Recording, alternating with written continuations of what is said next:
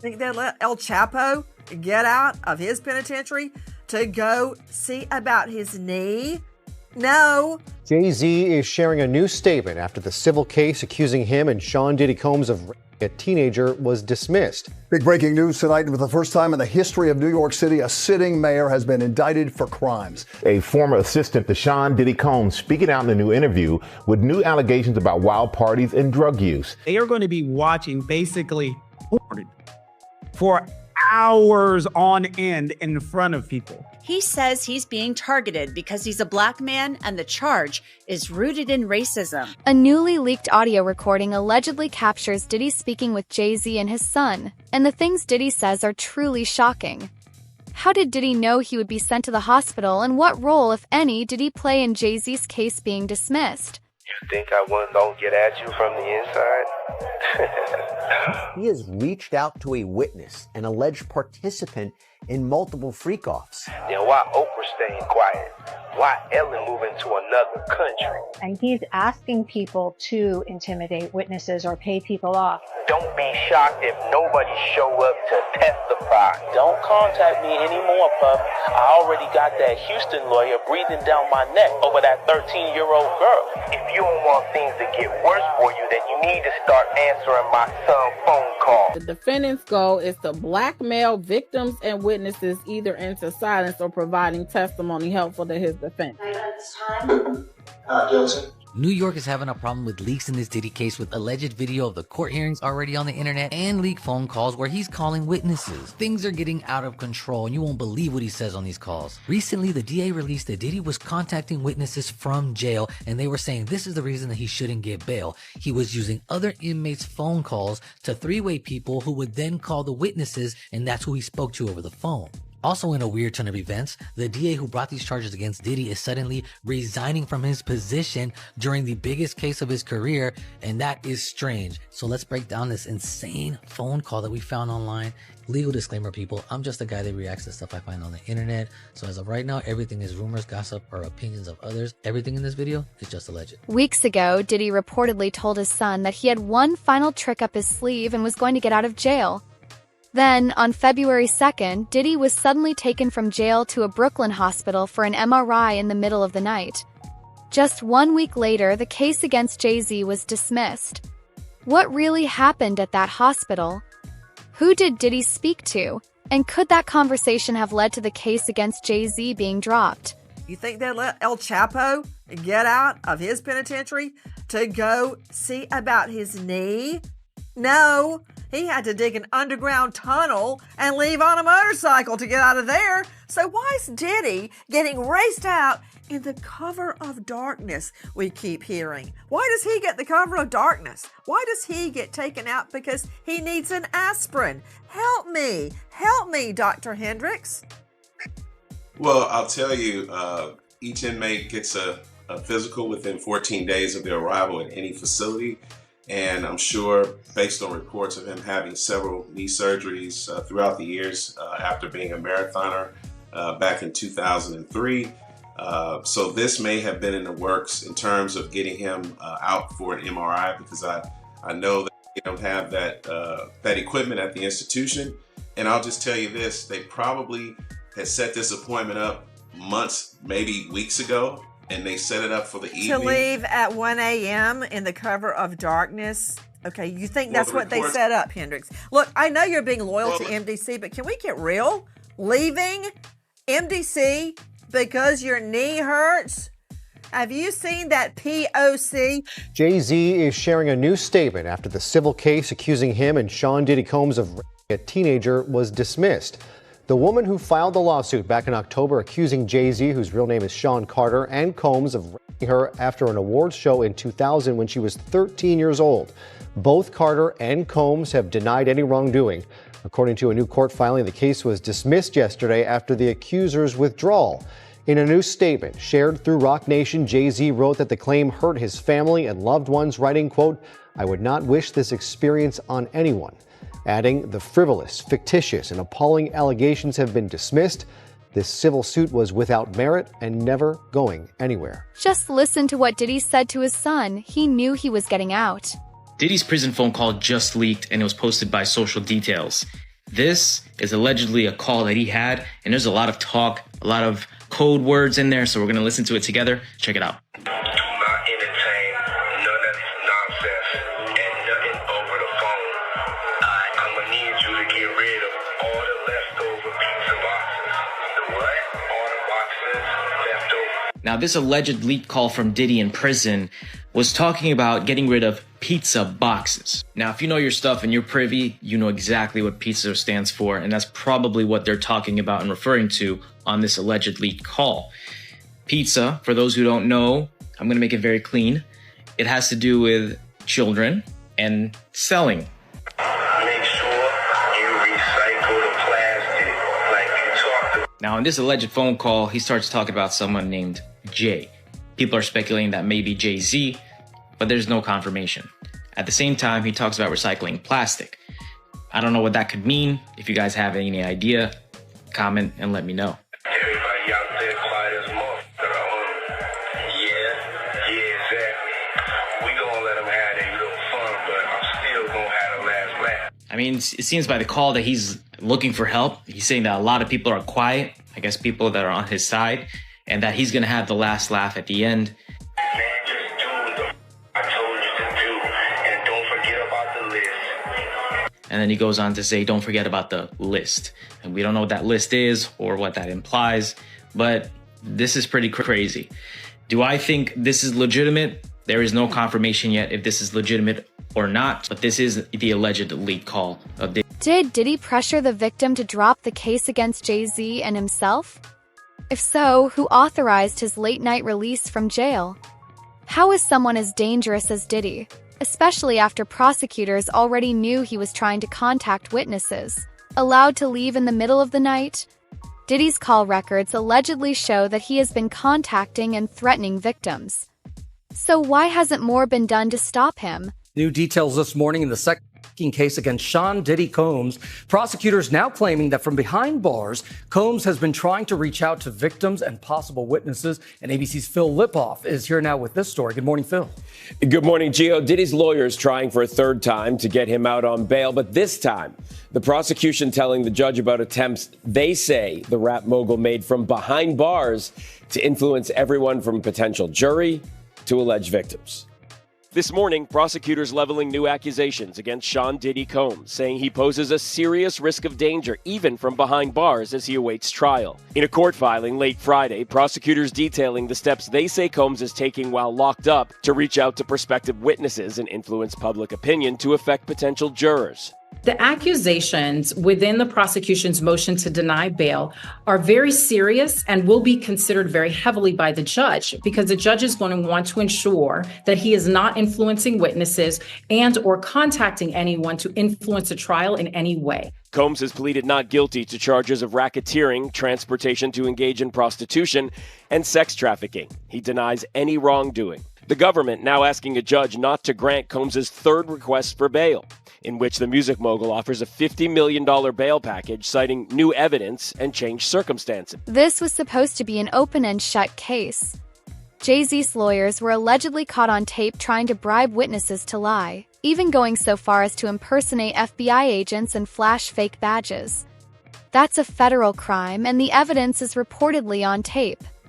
Yet, despite all of this, the case against Jay-Z was dismissed. So who's pulling the strings?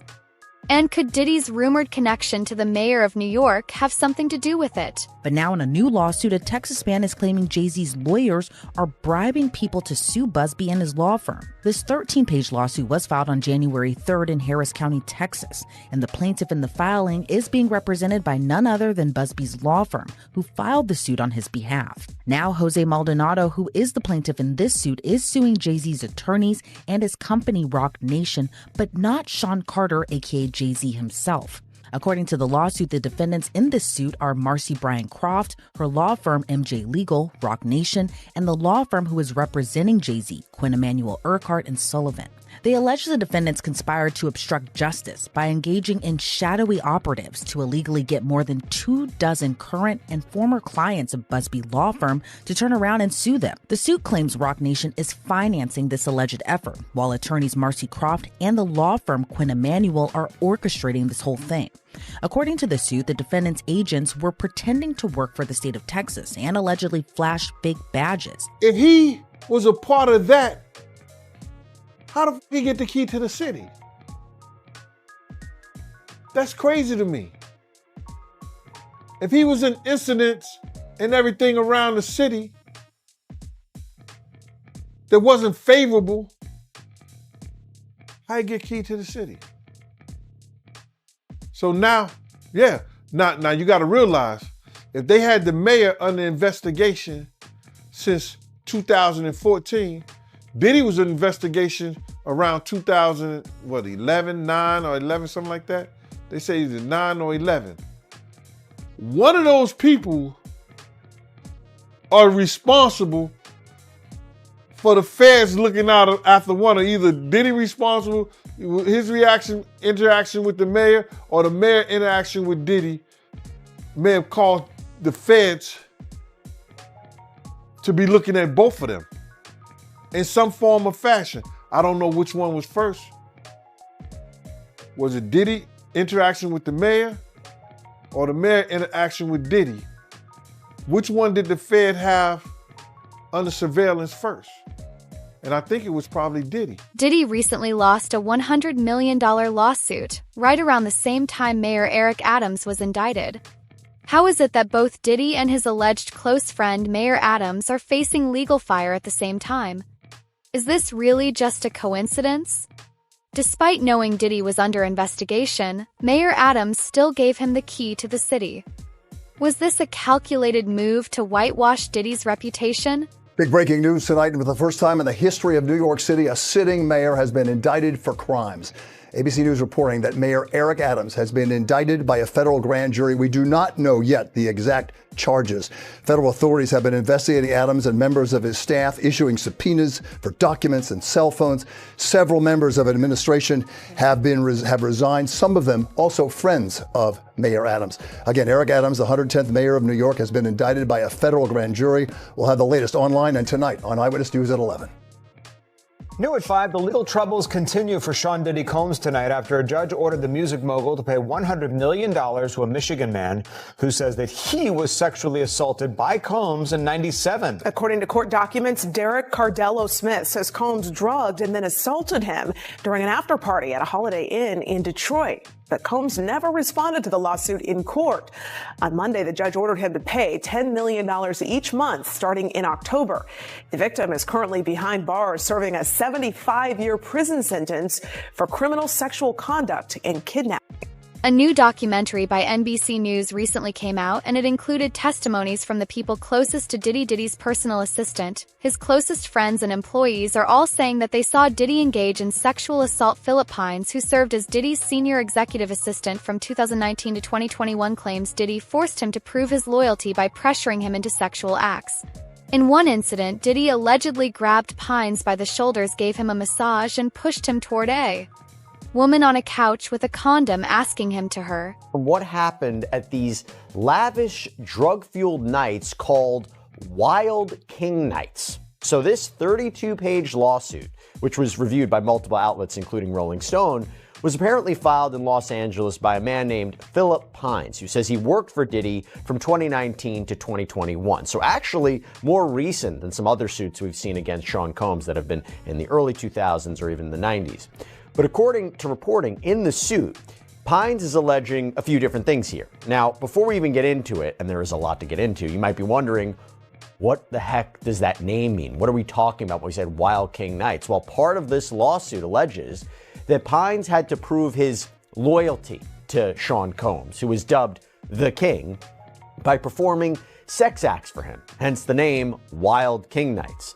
The suit even reportedly says that Pines was treated, quote, like an animal playing fetch in order to prove his loyalty. A former assistant to Sean Diddy Combs speaking out in a new interview with new allegations about wild parties and drug use. Eva Pilgrim is here with the story. Good morning, Eva. Good morning, Michael. At this point, we've all probably heard about these infamous parties. Diddy's assistant now giving us details about what he says were called Wild King Nights.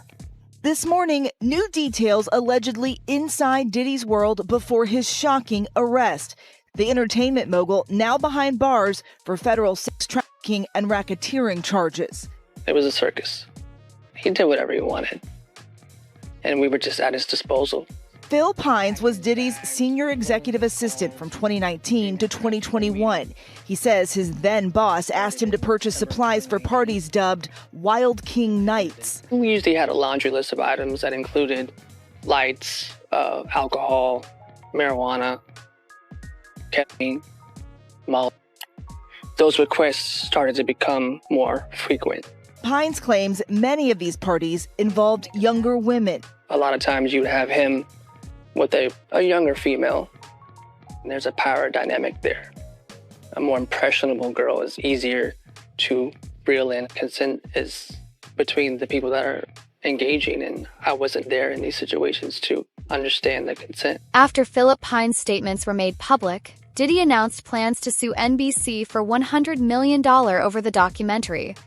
Many believe this move is an attempt to silence the victims and keep the truth from coming out.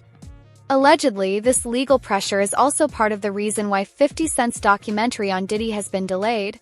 Diddy doesn't want the world to know what really happened. Sean Diddy Combs sues NBC for $100 million over its Peacock documentary about him. According to docs obtained by E! News February 12th, the Bad Boy Records founder filed a lawsuit against NBC Universal seeking $100 million after Peacock, the streaming service owned by the media company, released the documentary Diddy, The Making of a Bad Boy. In the filing, Combs, who is currently in jail on sex trafficking and racketeering charges, accuses NBC Universal of defamation and alleged that the company maliciously and recklessly broadcast the documentary, which included claims that the rapper committed crimes like serial murder and sexual assault of minors without having a shred of evidence. The filing reads, in making and broadcasting these falsehoods, among others, defendants seek only to capitalize on the public's appetite for scandal without any regard for the truth and at the expense of Mr. Combs' right to a fair trial. What's most interesting is that no matter what Diddy does, his so-called freak-off tapes are going to be played in court. Prosecutors have confirmed that the tapes submitted as evidence during discovery will be shown to the jury. In fact, some of these recordings have already been played before a grand jury in a separate case. The source of these explosive tapes? Courtney Burgess, a close friend of the late Kim Porter, reportedly handed them over to the FBI. When the trial starts and the jury sits, will they be shown these tapes? 100%. Will they have to watch it in court? Like during the 100% in court in front of a room of people. And so that's the other thing that's awful. They are going to be watching basically porn for hours on end in front of people. So in front of victim one, whoever it may be, there's going to be porno played in the federal courtroom. And victim one would have been made aware of this. Oh, 100%. She's probably being told right now, like, this is going to be played in open court. Your sex history, your sex life is going to be talked about in open court. All of this. And presumably then she knows that and she's pushing forward because she hasn't withdrawn. But don't forget this. It doesn't matter if she does or she doesn't. This isn't a civil case. This is the criminal case. So she could flat out tell the federal government, I don't want to participate. And they can say, we don't care. This is a crime. Crimes are against the United States, not against them. Keep calling her victim one, but don't forget, she's a witness to a crime. So it doesn't matter if she went to them in today and said, I'm not participating. Their response, we don't care. Get your ass on the stand. Tupac's ex-girlfriend Desiree Smith just gave a shocking statement during an episode of The Art of Dialogue. Desiree dropped some true Diddy-related bombshells. Allegedly, she knows victims that Diddy raped, and one of these victims was assaulted as payback for walking in on Diddy. Diddy drugged her and assaulted her while his guards watched. I know a lot of people that know him. I met one of his old security guards, and I've been knew the tea about him. Weird shit, liking strap-ons. I met this girl one time that did a photo shoot for him. It's a nice young lady from Canada.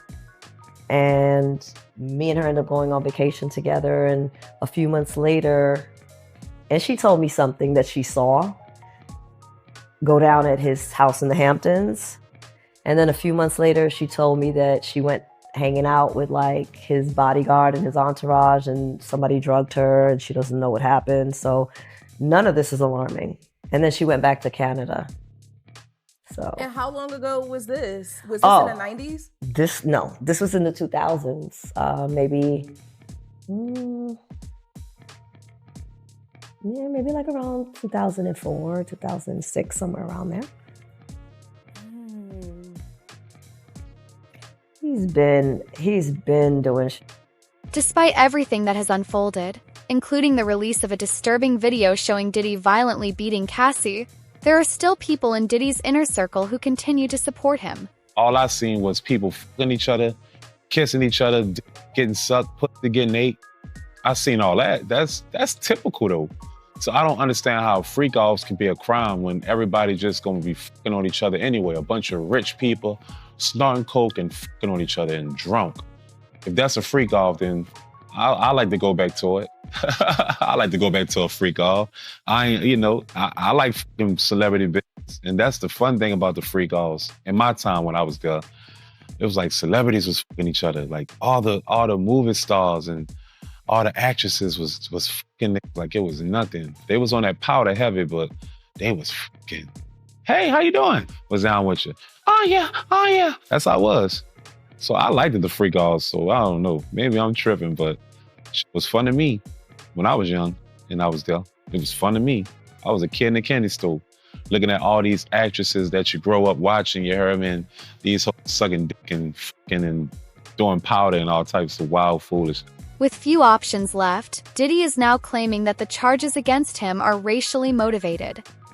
He asserts that he's being targeted simply because he's black, and that those coming after him are driven by jealousy of his success and want to bring a black man down. Recently, Diddy's lawyers filed a motion to have the charges against him dropped, citing concerns about racial bias in the prosecution.